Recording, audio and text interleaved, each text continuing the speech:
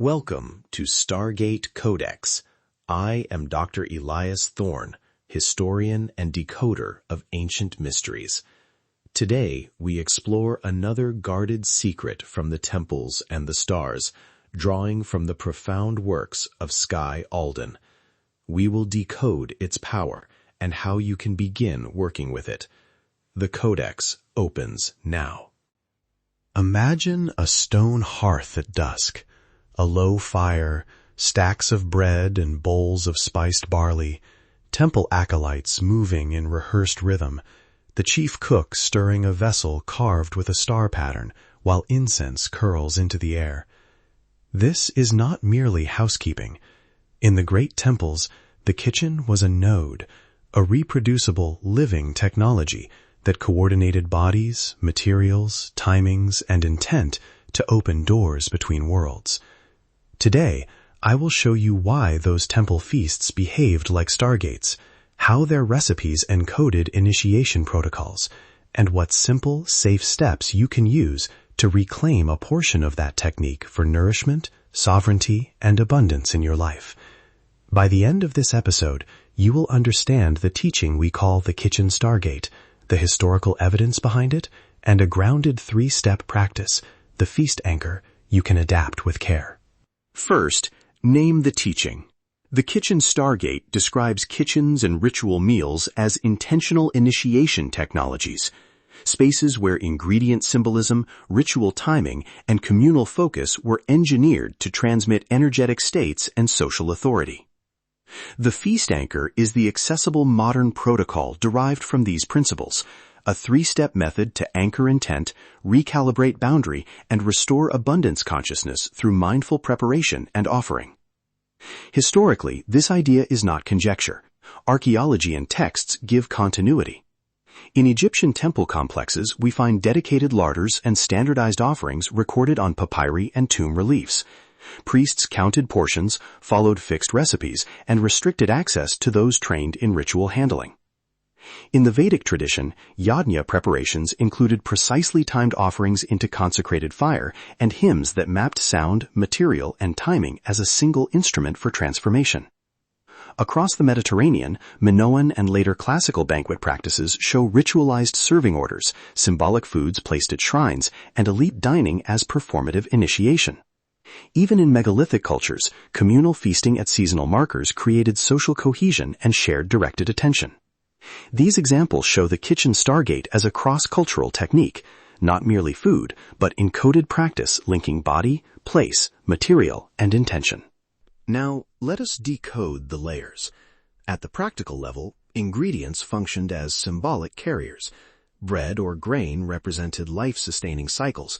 Salted offerings conveyed preservation and covenant.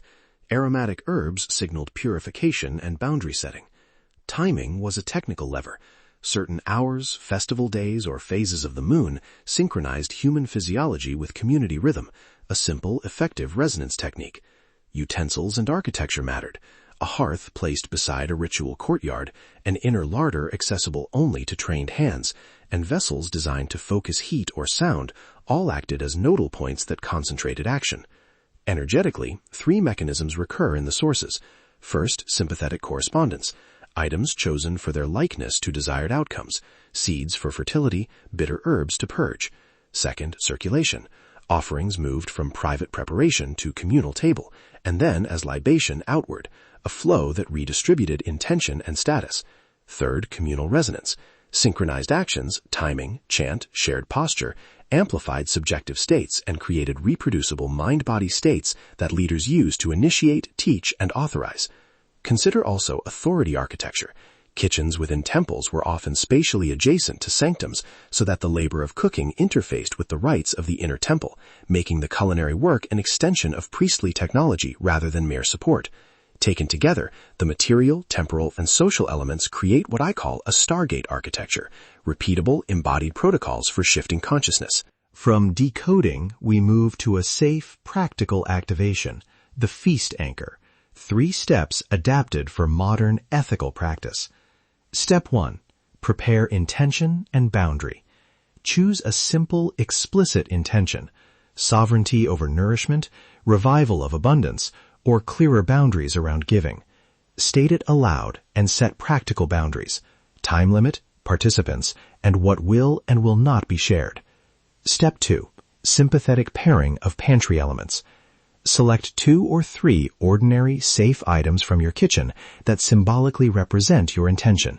For example, whole grain for resilience, fresh herb for clarity, and a pinch of salt for preservation. You may substitute non-ingestive tokens if you prefer, a stone, a ribbon, a small bowl of water. Clean, ethically source the items and handle them with mindful attention. Step 3. Timed enactment and integration. Design a short, repeatable sequence. Prepare the items in a simple, careful way. Speak your intention aloud with each action. Place one item as an offering or anchor on a small surface. Then share the remaining food or symbol with your chosen circle or store it respectfully. End with a short integration period, quiet breath, or journaling. The goal is not magic theatrics, but reproducible alignment. You are teaching body and mind to recognize and hold a new sovereignty pattern. Now, a brief micro-guided activation you can do alone with items already in your kitchen. Sit comfortably. Place a whole grain or a piece of fruit before you and a small bowl of water. Close your eyes and take 3 slow breaths. On the first inhale, name what you want to nourish in a single phrase. Abundance, boundaries, self-trust. On the exhale, imagine the quality moving into your hands. Open your eyes and with intention, touch the grain or fruit and say aloud, I restore nourishment to my body and my choices.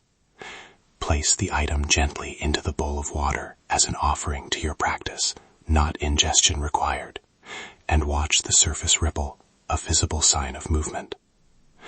Pause for a moment, allowing the sensation of boundary and nourishment to settle.